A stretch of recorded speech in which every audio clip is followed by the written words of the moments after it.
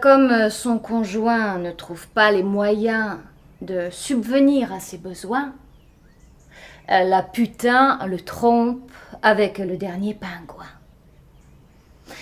C'est ainsi que la France s'est toujours donné bonne conscience.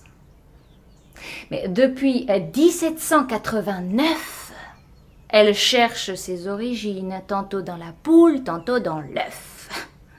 Elle s'imagine éclairer toute l'humanité. Peut-être parce qu'elle confond lumière et électricité. Plus royaliste que son roi, elle n'a pas hésité à le décapiter. Daesh! Pour paraître belle, elle se rebelle. Pour elle, il n'y a pas de différence entre être et paraître. Elle est ce qu'elle paraît être. Unique pour les polémiques. Elle passe le plus clair de son temps à croquer les pommes de la discorde, à jouer sur un clavecin sans corde. Depuis la Révolution dite française, elle a le cul entre deux chaises, entre liberté et égalité. La France balance, a toujours balancé entre réalité et idéalité. Dans le noir, tout lui semble contradictoire, excepté le fait de se mirer dans un miroir et de s'admirer, en croyant que cela suffit pour être admirable. Le pays des droits de l'homme a toujours oublié ses devoirs, d'où son mal moral, son mal à avoir le moral. Il râle et maltraite sa chorale parce qu'il a du mal à tirer la leçon de tous les sons discordants qui proviennent du dedans, là, de son fort intérieur. Depuis 1789, la France s'enfonce.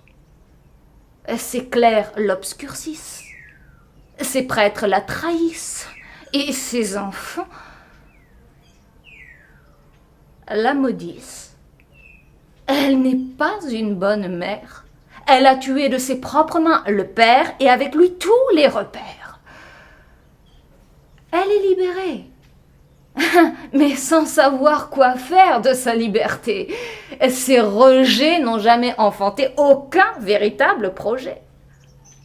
Elle se cherche toujours une raison d'exister et ne la trouve que dans ses folies passagères, ses dérives délétères. Sous l'occupation, elle a collaboré avant de résister. Elle a collaboré avec l'ennemi tout en résistant à ses amis. Et cette guerre, pour elle, n'est jamais finie, précoloniale, coloniale, post-coloniale, sans l'ombre d'un idéal. Alors elles se sont toujours envahies, toujours trahies, toujours à la merci, comme une aliénée mentale. Elle se sent assaillie de toutes parts, en proie à des invasions étrangères, ne s'appartenant pas, plus du tout. Jouer entre les mains des Allemands ou des Américains, ballon entre des pieds noirs, juifs ou maghrébins. Père, pourquoi m'as-tu abandonné ?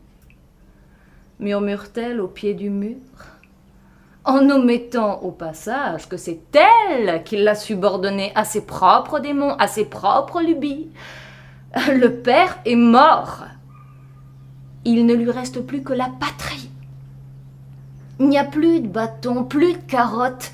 Il ne lui reste plus que le rêve de redevenir patriote.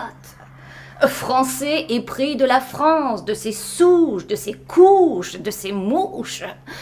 Vive la France qui retombe en enfance et youhou, ça recommence. Oui, nous sommes bien en France.